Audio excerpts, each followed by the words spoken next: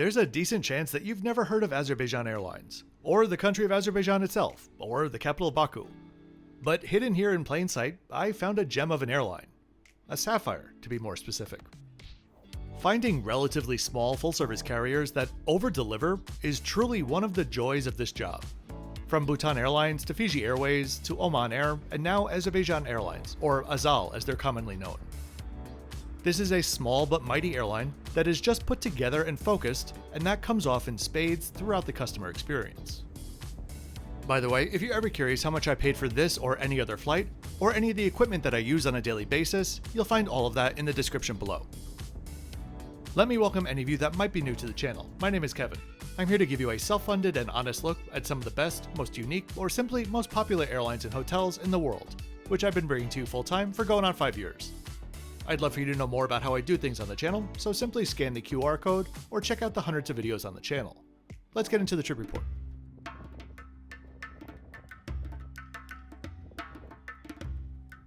Okay, well, before we get into the trip report, I do need to just point out how gorgeous this city is.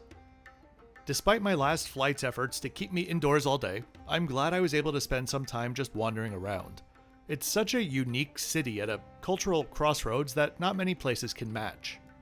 Plus, they have a carpet museum, so that alone gets them at least 2 bonus points.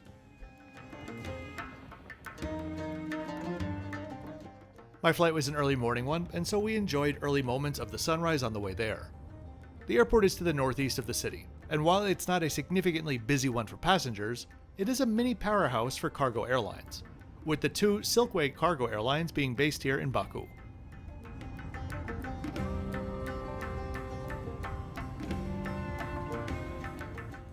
And things here are quite fancy. I mean, look at the toll booth.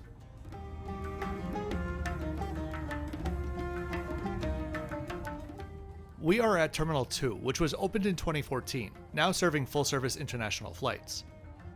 All lit up at night, it's easily one of the most stunning terminals to see from the ground. I swear I've read before that the roofline is meant to be reminiscent of a falcon or something similar, but I can't find any confirmation of that now.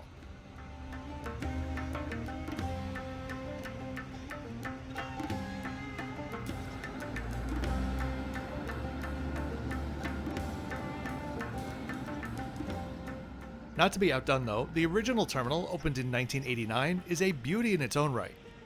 A full glass structure with ornate metal mesh overlays around the entire thing.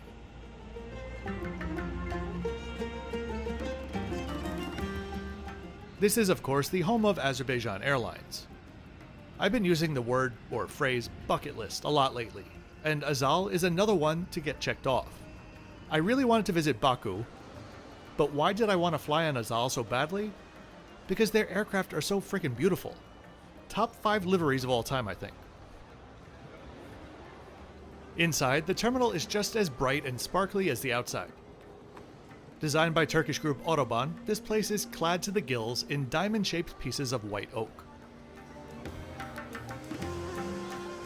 Check-in at this early hour was quick and easy, and soon enough I was passing through on my way to see the kinda, sorta, but not really famous cocoons.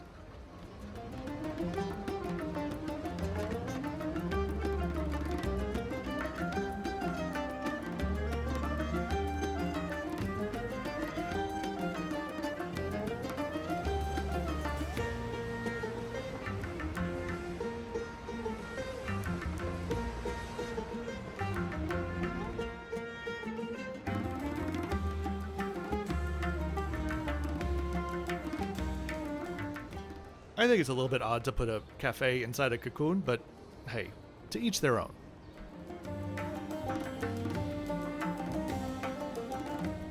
The year before they gained independence, Azerbaijan announced their intent to create a flag carrier that would be separate from Aeroflot. 2 years later, and after independence, they did just that, having inherited quite a few aircraft from the regional arm of Aeroflot, including 20 Tupolovs, 90 light aircraft, and 50 helicopters. Their priority at the time was to acquire Western aircraft though, and soon they got their hands on 2 ex-Pan Am 727s. Their earliest days saw frequent flights to Istanbul and Dubai as a way to get their hands on Western goods, and over the coming years expanded to Tehran, Tel Aviv, London, and more. I'm gonna head up to the business class lounge, which was pretty and had a nice selection of food, but felt entirely too small for the airline's flagship lounge. By the time I left, it was packed.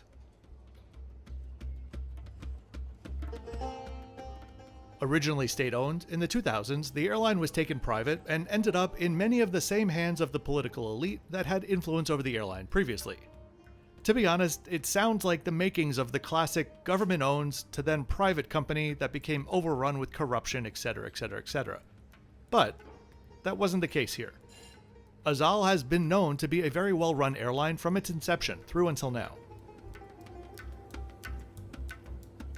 In 2010, AZAL placed an order with Boeing, which opened the door to their current 767s and 787s, which make up their wide-body fleet. Technically, they do still have two A340-500s, which I would love to fly on, but they've been in storage alongside their two 757s.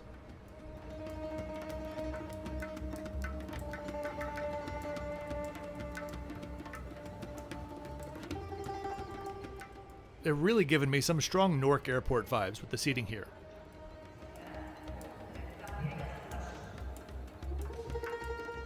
Boarding began a few minutes early. My flight had its aircraft swapped a couple of times. Originally it was meant to be a 787, but when an airline with just a couple dozen aircraft loses one, as AZAL did in the tragic crash earlier this year, it's to be expected to have a ripple effect throughout the fleet. Anyway, we ended up on an 18-year-old A320, which had recently been fully refurbished.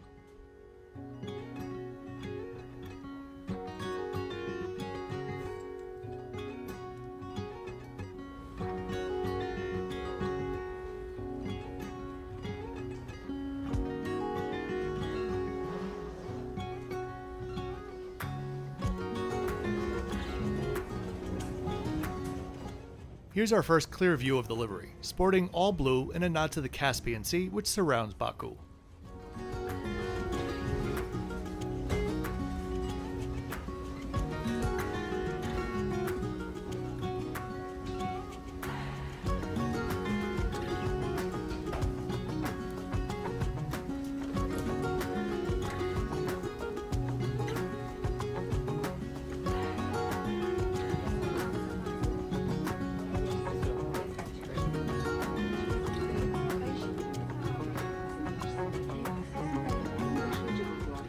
I was very warmly greeted and made my way to my seat, a seat model that I've never seen before, and personally hope I never see it again. Can you tell why? How about now? While these brand new seats are smartly trimmed, their fully upright position is leaning back further than I've ever leaned back on any of these seats to begin with. Personally, I hardly ever lean my seat back at all. I much prefer a fully upright position. That's just me. But this recline was crazy. Not to mention what happens when you actually recline the seat. If you're enjoying the video and would like to support the channel, there are many ways that you can do so. A quick like on the video and subscribe helps videos with the algorithm. You could join my YouTube channel memberships to get early access to some videos, or access to all of my community posts. Or you could check out my Patreon, where I post the most, and can help you out with any travel-related questions. Whatever you do, thanks for doing it.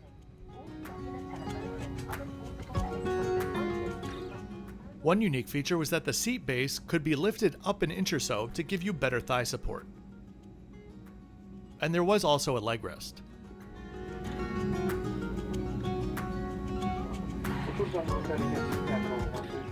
The other problem with seats designed like this are the floor braces, which I tripped over every time I got in and out of the seat. Since the seats lean back so far by default, these braces protrude significantly into that walkway space. I suppose Azeris love to lean back?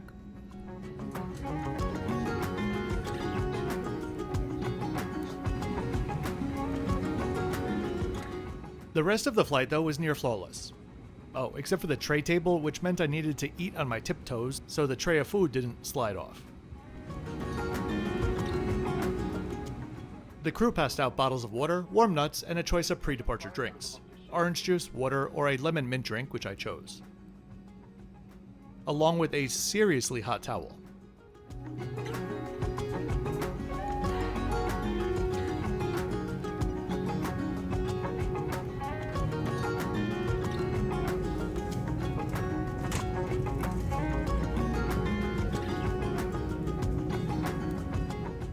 The safety video began and we pushed back for a clear takeoff, with some peekaboo views of Baku along the way.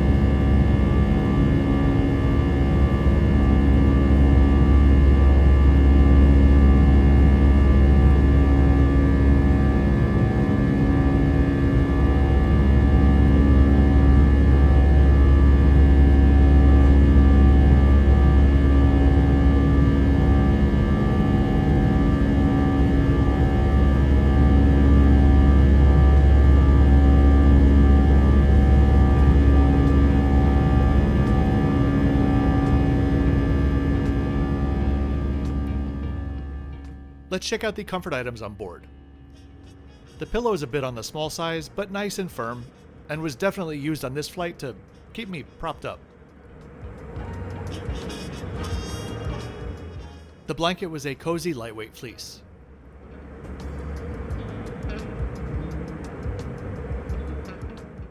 Finally, we also got some very vibrant slippers.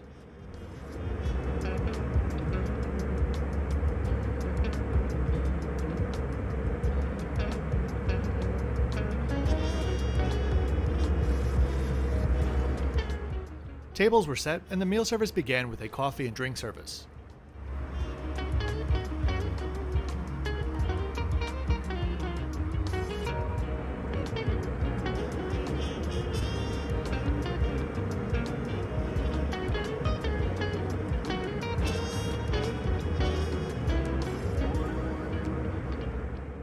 Here's the full menu for the flight. Don't let the small size of the menu fool you though. I'm about to get enough food for the next 2 days as we pass over some beautiful mountains. There were choices for both the starter and the main dish. For the starter, I chose the charcuterie platter with beef bresaola, smoked turkey, smoked sausages, accented with cornichons. For the main dish, I had the omelette, which, well, I'm not sure I'd really call it an omelette, but it was tasty, served with beef sausages, tomatoes, and hash browns, which were impressively very crispy. We rounded that off with a small fruit plate, a cheese platter, a selection of breads, and a pear tart. It was impossible to even fit everything onto the tray table.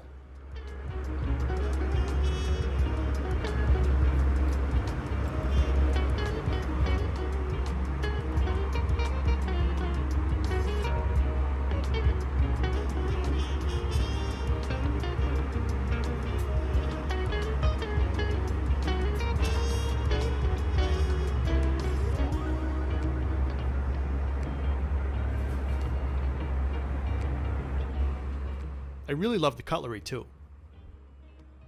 Overall, this was an easy 9.5 out of 10, and definitely not just for the quantity.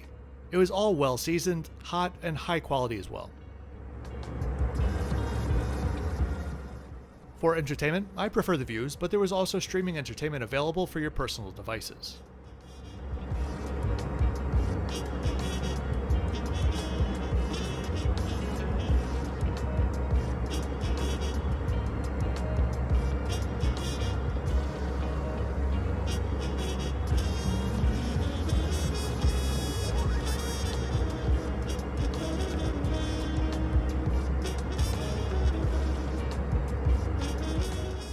The bathrooms on board were spotless, and I was impressed to find Apothic products on offer. A very nice touch.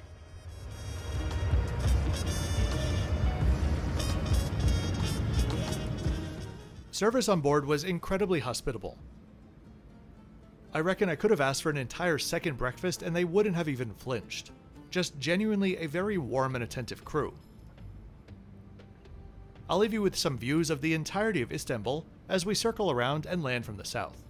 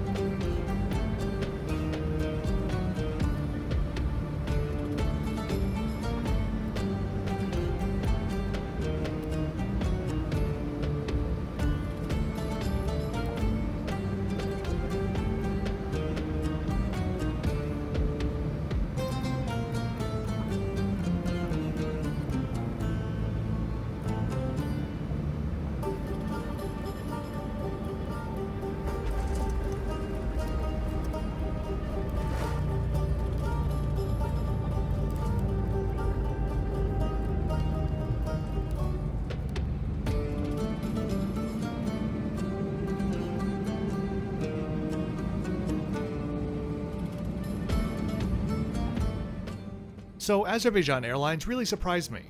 I was expecting a decent flight, but in reality this was a bit above and beyond between the service and the food. I just wish those seats were more comfortable. Overall, I'm going to put them at a solid 7.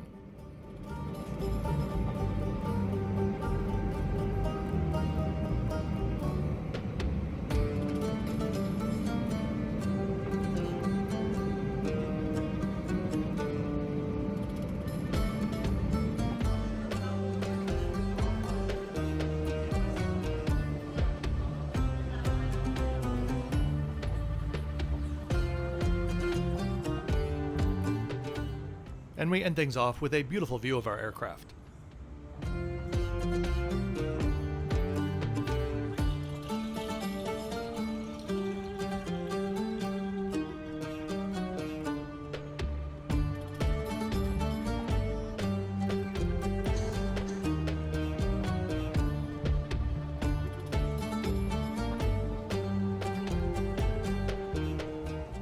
So I really do hope that you enjoyed this trip report today. If you did, please be sure to click the like button and subscribe with notifications on so you don't miss my twice weekly videos.